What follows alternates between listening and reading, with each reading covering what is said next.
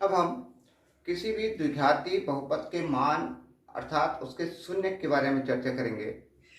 किसी भी द्विघाती बहुपद में उस चर के स्थान पर यदि कोई मान रखने से वह बहुपद शून्य हो जाता है तो उस मान को उस द्विघाती बहुपद का शून्य कहा जाता है। और जैसे एक उदाहरण मैंने लिया कि x square minus 6x plus 9 कोई बहुपद है और इस बहुपद में x बराबर 3 रखते हैं।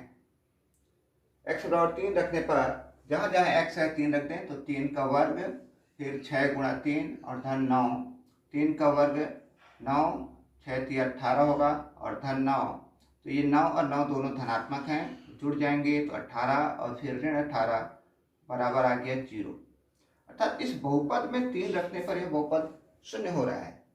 इसलिए इस x बराबर 3 इस बहुपद का शून्य या उसका मान कहलाएगा।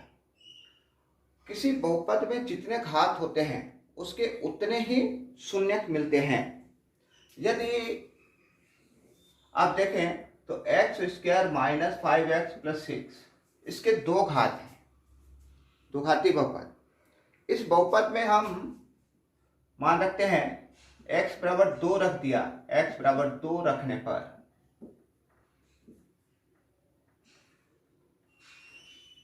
दो का घात 2 ऋण 5 गुणा 2 और धन 6, तो 2 का घात 2 4, 5 दूनी 10 और धन 6, तो 6 धन है और 4 धन है तो 10 ऋण 10 बराबर 0। x बराबर 2 रखने पर 0 आ गया। इसी तरह x का मान 3 रखें, x बराबर 3 रखने पर 3 की घात 2 ऋण 5 गुणा 3 और धन 6, तो 3 की घात 2 मतलब 9, 5 दिया 15 और धन 6, तो 9 6 15 ऋण 15 बराबर 0। तो इस बहुपद के दो गुणनखंड, दो जो शून्यक मिल गए, कौन कौन से शून्यक है? एक है 2 और दूसरा है 3। अब यदि हमें किसी बहुपद के शून्यक प्राप्त हो गए हैं तो क्या हम उसका गुणनखंड भी ज्ञात कर सकते हैं? बगैर गुणनखंड विधि का प्रयोग किए यदि आपको शून्यक दिया है तो शून्यक की सहायता से उसका गुणनखंड कैसे ज्ञात करना। तो यहाँ आपको 2 शून्यक मिला हुआ है और उससे गुणनखंड ज्ञात करना। तो x बराबर 2 और x बराबर 3 ये 2 शून्यक हैं। तो इन शून्यकों से हम इसका गुणनखंड निकालें, इसको पक्षांतर कर लें। तो x ऋण 2 एक गुणनखंड और x ऋण 3 दूसरा गुणनखंड। पक्षांतर करें, x बराबर 2 और x बराबर 3। तो किसी भी बहुपद के गुणनखंड ज्ञात करने के लिए हमें उसके शून्यक यदि पता है तो सीधे सीधे उसको पक्षांतर करते हुए यदि धनात्मक शून्यक है तो ऋणात्मक गुणनखंड मिलेगा और ऋणात्मक शून्यक है तो धनात्मक गुणनखंड मिलेगा। तो ये जो शून्यक है उससे गुणनखंड प्राप्त हो जाता है। फिर इसी में एक और चीज आता है, किसी बहुपद के शून्यकों का योग कितना होता है और शून्यकों का गुणनफल कितना होता है। तो इसके लिए हम जैसे एक सवाल लेते हैं, एक्स स्क्वायर प्लस ए प्लस बी एक्स और प्लस ए बी, ये जो बहुपद है इसके गुणनखंड में आएगा ए और बी,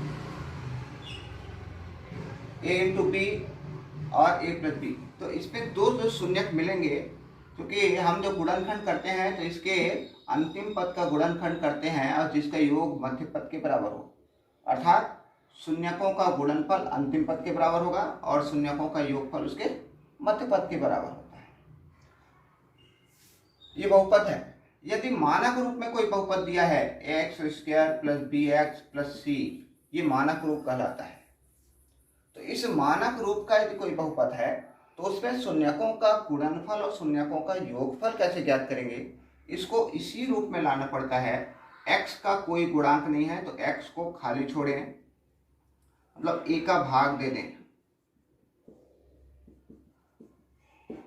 देने पर a का भाग देंगे तो एक्स स्क्वायर आ जाएगा, यहाँ b बटे ए एक्स आ जाएगा और यहाँ जाएगा c बटे ए।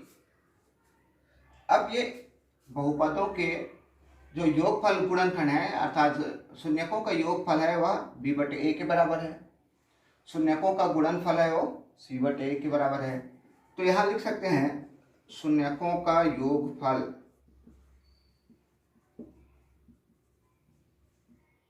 बराबर -b/a और शून्यकों का गुणनफल बराबर c/a। तो यदि कोई बहुपद दिया है और उस बहुपद से उसके शून्यकों का योगफल और शून्यकों को गुणनफल ज्ञात करना है तो हम इस तरह से ज्ञात कर सकते हैं कि शून्यकों का गुणनफल कितना होगा और शून्यकों का योगफल कितना होगा।